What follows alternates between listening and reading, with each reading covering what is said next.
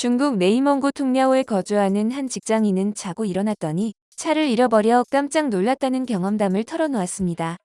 이번에 중국에서 기록적인 폭설이 내려 자가용이 눈 속에 파묻혀버렸던 것이죠.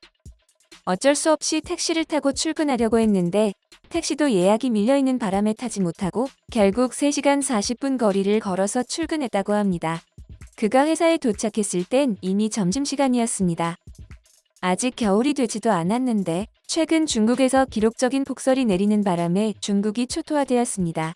지난 여름에도 쉬지 않고 비가 내렸고 지진이며 홍수가 잇따랐는데 이번에는 폭설로 큰 피해를 입고 있는 중국인데요. 이렇게 중국에서 재해가 끊이지 않자 전문가들은 몇 년 내로 중국에 큰일이 닥칠 것이라고 입을 모아 말하고 있는 상황입니다. 지금 중국에 무슨 일이 일어나고 있으며 또 앞으로 중국의 운명이 어떻게 될지 자세히 알아보도록 하겠습니다. 지금 보시는 이 영상은 중국 CCTV에서 눈이 많이 내린 모습을 취재한 영상입니다. 보시면 눈이 얼마나 많이 내렸는지 한눈에 알 수 있는데요. 눈에 파묻혀 보이지 않는 철길을 헤치며 열차가 달려가고 있죠. 성인 남성의 허리춤까지 차오른 눈은 삽으로 치워봐도 역부족이었습니다. 눈을 치우기 위해 중장비까지 동원되었는데요. 46시간 동안 쉬지 않고 눈이 내리는 바람에 누적 적설량이 59cm를 기록했다고 합니다. 산간 일부 지역은 1m가 넘는 눈이 내렸습니다. 기록적인 폭설로 입은 피해도 상당했습니다. 농경지의 비닐하우스는 무너지고 도로는 막혔죠. 여기에 인명피해까지 더해졌습니다. 사람 1명이 숨지고 1만 5천여 명은 피해를 입었습니다. 건물은 4,284채가 무너지고 72만 가구가 정전되었죠. 뿐만 아니라 축산업체에서 사육했던 가축들이 대거 실종되거나 목숨을 잃어 농가에서는 곡소리가 나오고 있습니다. 이 폭설은 1951년 이후 가장 오래, 가장 많이 눈이 내린 것이라고 하는데요. 이 사태로 온라인상에는 피해를 입은 주민들이 올린 생생한 피해 사례가 실시간으로 공유되고 있습니다. 누리꾼들은 며칠째 창문 밖을 보면 낮이나 밤이나 폭설이 내려서 창밖 색깔이 똑같이 하얗다며 볼멘 소리를 하고 있습니다. 주차된 차의 문을 열려면 1시간이 걸린다고 합니다. 폭설로 입은 피해가 이만저만이 아니어서 중국은 지금 난리가 났습니다. 그런데 생각해보니 이게 처음이 아니었습니다. 중국에서는 올해만 해도 꽤 자주 재해 소식이 들려왔는데요. 중국은 땅덩어리가 큰 탓인지 해마다 크고 작은 재해 소식이 들려옵니다. 지난 여름에는 7월부터 해서 폭우가 내리는 동해 홍수까지 이어졌는데요. 7월에는 허난성을 비롯한 쓰촨 산시, 허베이성에서 8월에는 후베이, 산시성에서 많은 비가 내렸고 9월엔 쓰촨성의 지진 및 홍수에 따른 산사태 피해가 컸었습니다. 특히 7월에 장저우를 덮친 대홍수로 결코 적지 않은 인명피해가 발생했었는데요. 이날에는 1시간 동안만 201.9mm가량의 비가 내렸다고 합니다. 온라인에 퍼진 영상엔 지하철 승객들이 가슴까지 차오른 물로 당황해하는 모습이 고스란히 담겼습니다. 허난성에서는 터널 등지에 500여 명이 고립되는 사태까지 벌어졌었죠. 이때 지하철을 타고 있었던 한 승객은 물이 어깨 높이까지 차올랐다. 객차 내 산소도 점점 희박해지자 승객들은 불안에 떨었고 스마트폰으로 현장 동영상을 찍어 외부에 도움을 요청했다. 한 임산부는 혼절하기도 했다. 라고 혼비백산한 당시 상황을 생생하게 전했습니다. 바깥의 상황도 크게 다를 바 없었습니다. 성인의 허리 부근까지 빗물이 차올라 있고 자동차는 흙탕물 속에 잠겼습니다. 병원 건물도 물에 잠겼고 일부 지역에서는 전기와 식수 공급이 끊겼고 제방이 유실되기도 했었죠. 중국의 아래에 위치한 우리 한국은 중국과 경제적으로 밀접하게 연결되어 있기 때문에 그 피해를 피할 수 없었습니다. 한국까지 물난리가 나고 침수되는 등의 피해는 아니었고 최근 한국을 강타한 요소수 대란이 바로 그것이었죠. 산시성이 바로 중국 최대의 석탄 산지였던 탓입니다. 지난달 초에 내린 285mm의 폭우로 이재민 176만 명이 발생했는데 홍수까지 터져 탄광 60곳이 생산을 중단하는 바람에 석탄 공급에 문제가 생겨 요소수를 만들어내는 데에도 차질이 생겼던 것이죠. 뿐만 아니라 당시의 홍수로 일부 철도가 끊어지기까지 하여 석탄 수송에도 문제가 빚어졌었습니다. 나흘 동안 공장 가동이 중단되었었는데요. 그때 생산하지 못한 석탄이 2만여 톤에 달한다며 채광이 빨리 재개되지 않을 경우 중국에 있는 공장들의 절반가량이 강제로 중단되는 초유의 사태가 발생할 것이라고 우려를 표했습니다. 폭우 및 홍수가 끊임없이 일어나자 당국은 이번 홍수는 100년에 한 번 있을까 말까 한 일이라고 말했었는데요.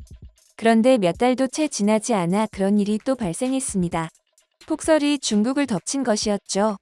기록적으로 내린 폭설에 길바닥이 미끄러워져 도무지 자동차나 오토바이가 다닐 수 없게 되어 개가 대신 물건을 나르는 경우도 있었습니다.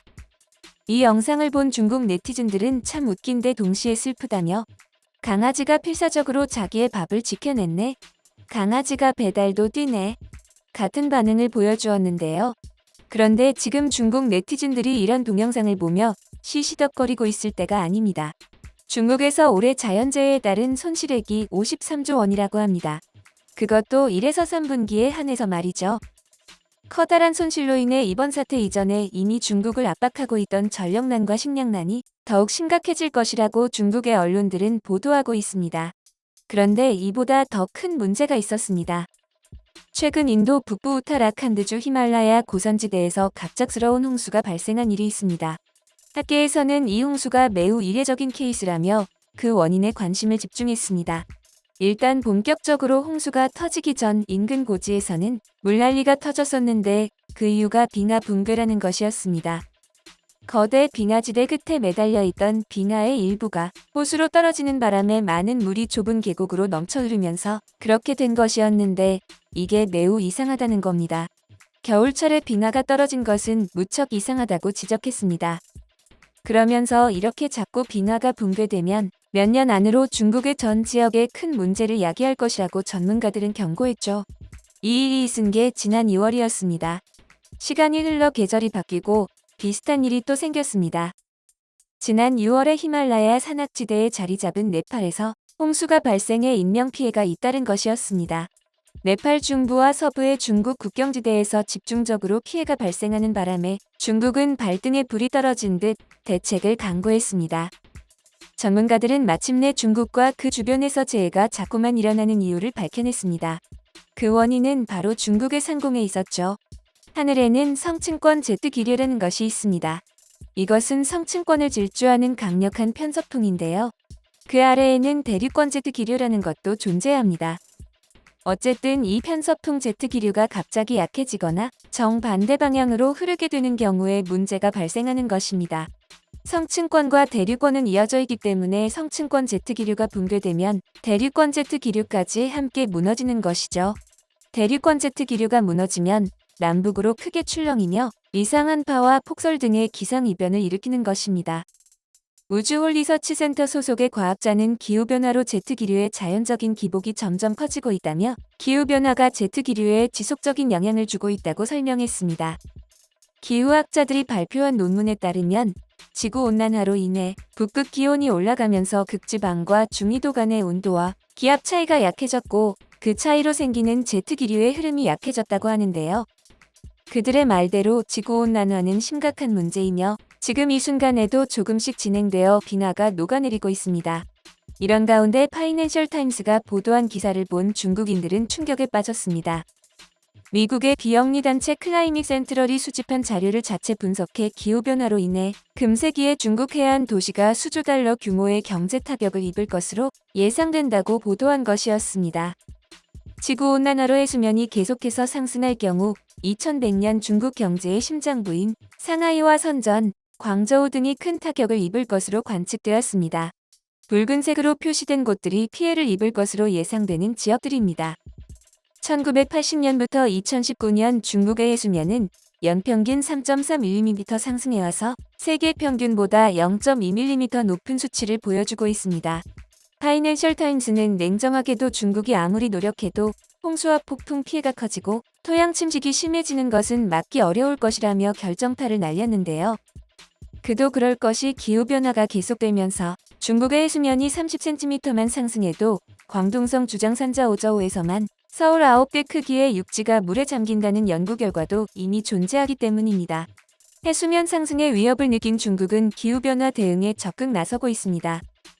하지만 미국의 외교 전문지인 포린 어페어스는 중국이 탄소 중립에 진지한 자세를 보이는 것은 자국의 이익이 달려있기 때문이라며 중국이 기후변화에 협력하게 하기 위해 미국이 대만, 남중국해 문제 등에서 양보할 필요가 없다고 선을 그었습니다.